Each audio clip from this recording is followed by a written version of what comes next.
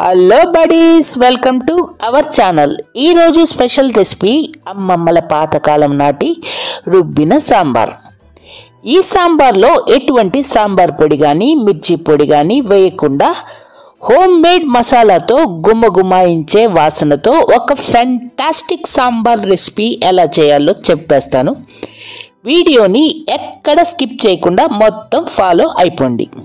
మొదట ఓ కుక్కర్ తీసుకుని 150 గ్రాముల కందిపప్పు బాగా కడిగి అరగంట నానబెట్టుకున్న తర్వాత 1/2 లీటర్ నీళ్ళు పోసుకొని ఒక మీడియం సైజ్ ఉల్లిపాయ తరుగు వేసుకొని 1/2 స్పూన్ పసుపు వేసుకొని 1 స్పూన్ ఆయిల్ వేసుకొని ఈ కన్సిస్టెన్సీలో మెత్తగా ఉడికించి పక్కన ఉంచుకోవాలి. సాంబార్ మసాలా కోసం మొదట 1 స్పూన్ ఆయిల్ యాడ్ చేసుకుని 1.5 స్పూను పచ్చిశనగపప్పు యాడ్ చేసుకుని 1/2 నిమిషం పాటు లో ఫ్లేమ్లో దోరగా వేయించాలి. వేయించే ప్రాసెస్ మొత్తం లో ఫ్లేమ్లోనే జరగాలి. 1/2 నిమిషము పచ్చిశనగపప్పు వేయించుకున్న తర్వాత 3 స్పూన్లు ధనియాలు, 10 అంటే 10 మెంతులు, 1/2 స్పూన్ జీలకర్ర వేసుకొని మరో 1/2 నిమిషం పాటు లో ఫ్లేమ్లోనే వేయించుకోవాలి. ఏమాత్రం ఏమారుపాటు లేకుండా వేయించుకోవాలి. మాడిపోతే మొత్తం రుచి పాడైపోతుంది. తర్వాత 10 నుండి 12 ఎండుమిర్చి వేసుకొని మరో 1/2 నిమిషం పాటు వేయించుకొని స్టవ్ ఆఫ్ చేసి వేయించుకున్న ఇంగ్రీడియంట్స్ అన్నీ ఓ మిక్సీ జార్లోకి ట్రాన్స్ఫర్ చేసుకొని 1/2 చిప్పలో సగం కొబ్బరి సన్నగా తరిగినవి యాడ్ చేసుకొని మొదట ఈ కన్సిస్టెన్సీలో వాటర్ వేయకుండా గ్రైండ్ చేసుకొని తర్వాత 250 ml వాటర్ యాడ్ చేసుకొని కాటుకలాగా ఎంత మెత్తగా వీలైతే అంత మెత్తగా గ్రైండ్ చేసి పక్కన ఉంచుకోవాలి.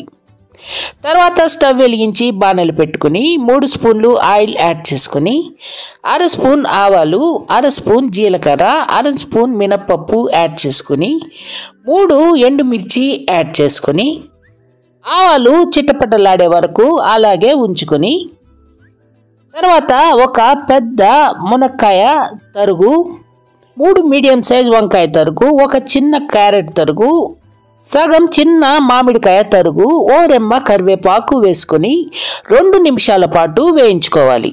నేను చెప్పిన వెజిటబుల్స్ కాకుండా మీకు నచ్చినవి కూడా మీకు అందుబాటులో ఉండేవి కూడా యాడ్ చేసుకొని సాంబార్ చేసుకోవచ్చు. 2 నిమిషాలు వేయించుకున్న తర్వాత 3 చిన్న టొమాటో సన్నటి తరుగు యాడ్ చేసుకొని మరో నిమిషం పాటు వేయించుకొని ఒక 1/2 లీటర్ వాటర్ యాడ్ చేసుకొని మూత పెట్టేసి 6 నుండి 7 నిమిషాల పాటు ఉడికించాలి.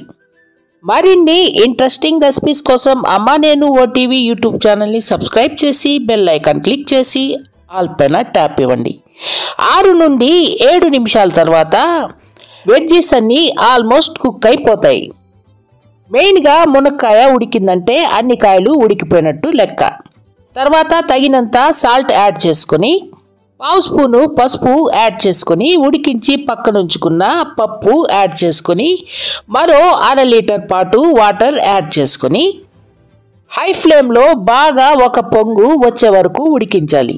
అంటే 2 నుండి 3 నిమిషాల పాటు ఉడికిస్తే సరిపోతుంది. తర్వాత చిన్న నిమ్మకాయ సైజు చింతపండు రసం 1/2 లీటర్ యాడ్ చేసుకొని గ్రైండ్ చేసి పక్కన ఉంచుకున్న మసాలా యాడ్ చేసుకొని ఇప్పుడు మొత్తం వాటర్ లెక్క ఫస్ట్ పప్పు ఉడికించడానికి 1/2 లీటర్ యాడ్ చేసుకున్నాం. తర్వాత 1/2 లీటర్ యాడ్ చేసుకున్నాం. ఇప్పుడు చింతపండు నీళ్ళు మసాలా ఓ 1/2 లీటర్ దాకా యాడ్ చేసుకున్నాం. మొత్తం 1.5 లీటర్ వాటర్ యాడ్ చేసుకున్నట్టు లెక్క. తర్వాత 4 నుండి 5 నిమిషాల పాటు హై ఫ్లేమ్లో కలుపుతూ ఉడికించాలి. వేడి మీద సాంబారు కాస్త పలుచుగానే ఉంటుంది. చల్లబడ్డాక కాస్త చిక్కగా కన్సిస్టెన్సీ తయారవుతుంది. తర్వాత కాస్త చక్కెర యాడ్ చేసుకోవాలి. చక్కెర ఎందుకంటే స్పైసెస్ అన్నీ కరెక్ట్గా అడ్జస్ట్ అవుతాయి. తర్వాత 1/2 స్పూన్ ఇంగువ పొడి చల్లుకొని ఓ గుప్పెడు కొత్తిమీర తరుగు చల్లుకొని మరో నిమిషం పాటు హై ఫ్లేమ్లో ఉడికించి స్టవ్ ఆఫ్ చేసి అమ్మమ్మల కాలం నాటి పాతకాలం రుబ్బిన సాంబార్ని ఎంజాయ్ చేయండి. ఈ సాంబార్ ప్రత్యేకంగా రైస్, ఇడ్లీ, దోశకి అదిరిపోతుంది. ఒక్కసారి ట్రై చేయండి, ఎలా వచ్చిందో మాకు కామెంట్ చేయండి. మా వీడియో కనుక మీకు నచ్చితే ఓ లైక్ ఇచ్చి మీ ఫ్రెండ్స్కి షేర్ చేయండి. డోంట్ ఫర్గెట్ టు సబ్స్క్రైబ్ అమ్మా నేను OTV YouTube channel. Thank you for watching. Tata.